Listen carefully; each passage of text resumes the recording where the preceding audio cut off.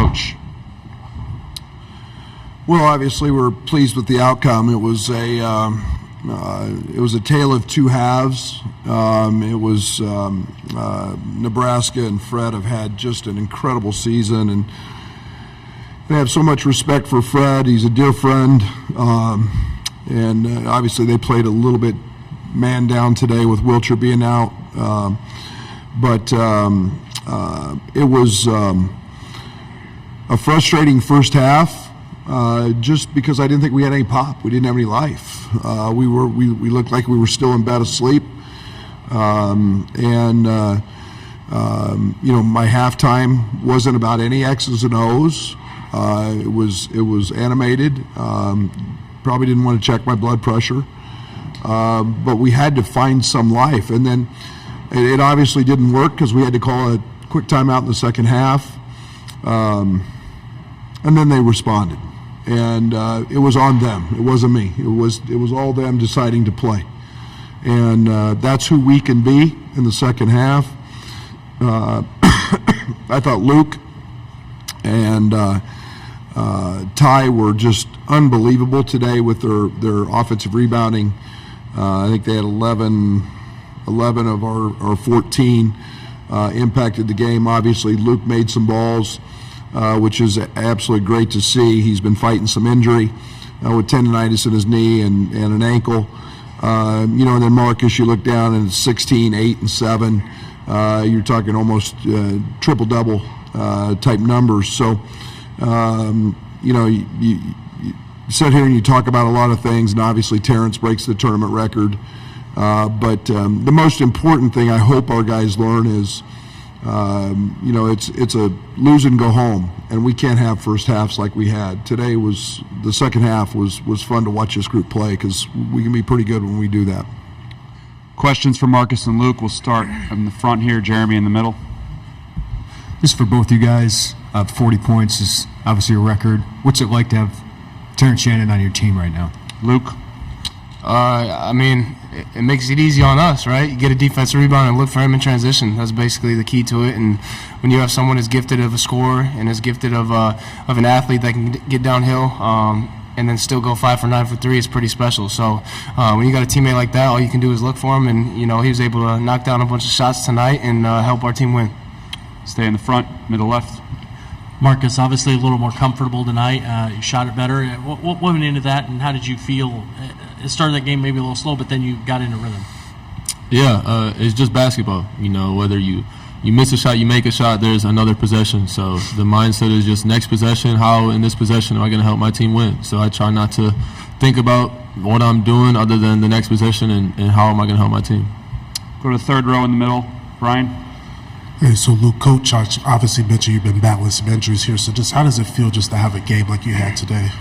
Yeah, it feels great. It's kind of just like, I've said since I got to Illinois, it's just believing in the process. Anybody that's watched Illinois over the past month know it's been, a lot of ups and downs, especially for myself. But I just got to keep going and keep working hard in practice. I feel like I've brought it in practice, and to have a game like this is it was nice to have for sure for the confidence. I'm excited to help the team in any way, and today I was able to hit shots and get offensive rebounds, and that's what impacted it in a winning way. So I was happy to do that, and give us an opportunity to win a championship tomorrow. Stay in the middle, third row left. Coach said there wasn't a lot of X's and O's at halftime, but what changed defensively with giving up 52 in the first half and only 37 or so in the second? Did anything change scheme-wise for you guys? Marcus? We started switching a little more with the rink mass, and in the first half he got us a couple when he popped, and we were in our drop coverage, so we started switching a little more and not letting him get the threes. But I think it was more just a team effort than it was X's and O's. Front row, right side, Tyler. Yeah, for Luke. I know you had the 4 threes, but you also had 4 big offensive rebounds. How does that impact you when you're hitting it on both ends of the floor like that? Yeah, well, one of the biggest plays, in my opinion, on the offensive end that you can do is offensive rebound. Usually it leads to good things. I can recall too that one was a Marcus wide open three that he was able to knock down, and another one led to a layup. So when you can get second chance opportunities on the glass, it's huge for the team, and it gives us another opportunity to score. So especially Ty with 7. I mean, that's big time. When you can have two guys that combine for 11 offensive rebounds, you're doing some good things. So any way to impact the game, and that too. Back to Jeremy, front row. Luke, obviously, you've been a part of a Big Ten title team.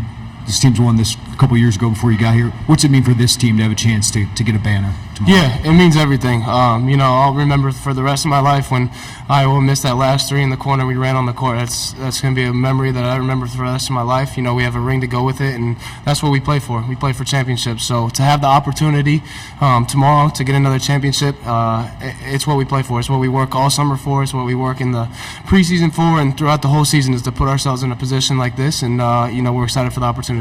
Third row, left middle.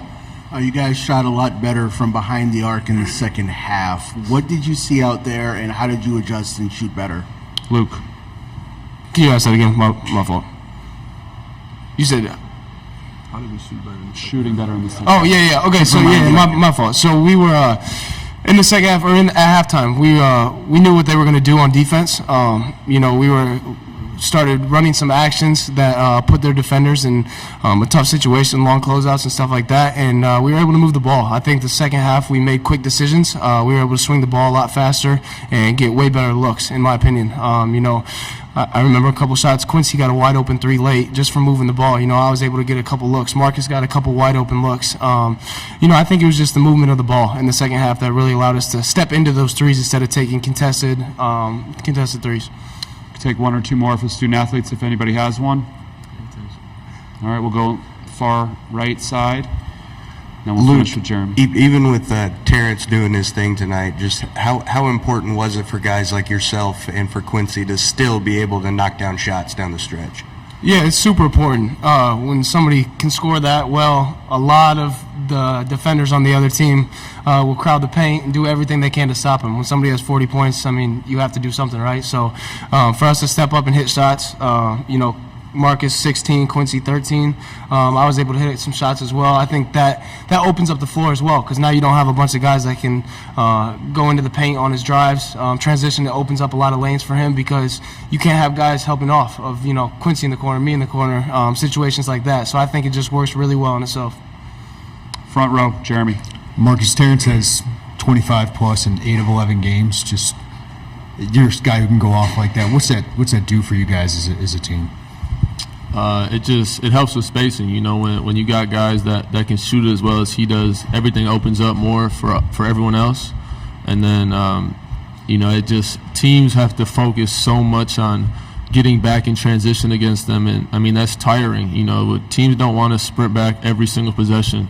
And Terrence, he's got a motor that he just keeps going. He doesn't get tired, so he just little by little wears teams down. He drew 10 fouls. That hurts teams. Marcus and Luke, thank you. You can head back to the locker room. We'll continue with questions for Coach. If you have a question for Coach Underwood, please raise your hand and we'll get the mic to you.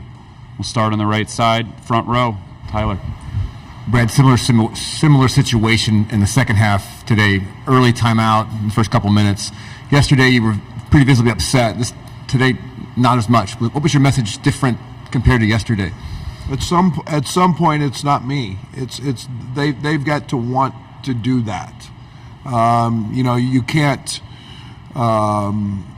This team has a lot of pride, and I challenged them at halftime, and then there wasn't much there, and so I just sat there for a good little bit. I didn't say much. I didn't say anything. And at some point it's got to be their leadership take over. Quincy Guerrier really stepped up. That became a happy huddle in terms of encouragement and so on and so forth. And it's amazing how that worked for our team. But I didn't sub very much. I let those guys run for a long time, and that was really encouraging to see, because it's on them, and it wasn't me. Yesterday was more me. Today was more them. Third row, middle. Coach, the Big Ten tournament's never seen something like what Terrence did today. Have you ever seen anything like what Terrence did today in your time coaching over the decades? I was very, very fortunate in that I coached Michael Beasley. And Michael Beasley is a freshman, averaged 26 and 12. So unfortunately, I saw Michael do that quite a bit. I saw him have an unbelievable game in Allen Fieldhouse one night against on big game. And so I have, but that was pretty special today. I didn't realize he had that many. I mean, you get going just in the flow of the game, and we like the matchups, and we put him in situations, and he it was kind of a just fell into those things. It wasn't strained. Front row, Jeremy. Brad, obviously there's been a lot going on with him throughout the year. Can you put into context what his mindset has been throughout this to be able to play at this level? Great. He's handled it like a professional. He knows there's a serious situation out there. He's been an unbelievable teammate, but he has been great. He has handled it. His work ethic hasn't changed. It took him a little bit to come back because he's a great teammate, but been very professional. Front row, Brad. Brad, you guys, second half, you're able to get in the paint. Nebraska doesn't, they really leave a guy in the paint almost, but you were still able to get to the basket. What'd you change offensively to make that happen? And I think Luke and Marcus both mentioned it. Ball movement. We got ball movement. We call what we do 0.5 basketball, and that's making the extra pass. It hits your hand and it's out. And first half we held it, and I bet half the time we reversed it back to the same side or threw it back to the same side we got it from. So we were driving it right back into the defense, and that's all we talked about. Literally at halftime and one of the timeouts, just get rid of it, and then you can drive it. And we've got some guys who are good at driving mismatches, and I thought Ty and TJ were those two. I thought Coleman had some opportunities to do that, and that freed everything up. Take two more, Brian in the third row middle, and then we'll finish on the right. So, Coach, we see Ty Rogers this weekend just refusing to lose. Can you just talk about just that importance for you guys, obviously, for this month? Yeah, it's nice to see him play well because he's been working his butt off in the gym, and it's amazing how that works. Good things happen to those who work hard, and he's always a great teammate. He's guarding with intensity and purpose, but his rebounding's been phenomenal. And again, we made a change in the second half, putting him on the ball and getting Marcus off of it, and he just got downhill and created some easy opportunities for himself as well. We'll finish in the third row middle left. In the previous matchup, Coach, Casey Tominaga had an amazing game shooting the ball. What did you guys do differently against him today to make sure he didn't get off against you guys again? Prayed. He's the one player in the country that maybe the only player in this league that really gives me angst, and because you can guard him great and it not matter, and we really guarded him very, very well in Champaign in the game. But I think the one thing we wanted to do is make sure they were twos and not give him uncontested threes or blown assignment threes. And I thought for the most part, again, Terrence had, my game plan going in was to keep Terrence in on him all the time and not have to sub that. But again, shows why Terrence is really good. But he's a terrific player. He's had a terrific season, and I'm glad we don't have to play him anymore. Thank you, Coach. Congratulations. Thank you. We'll be joined by Nebraska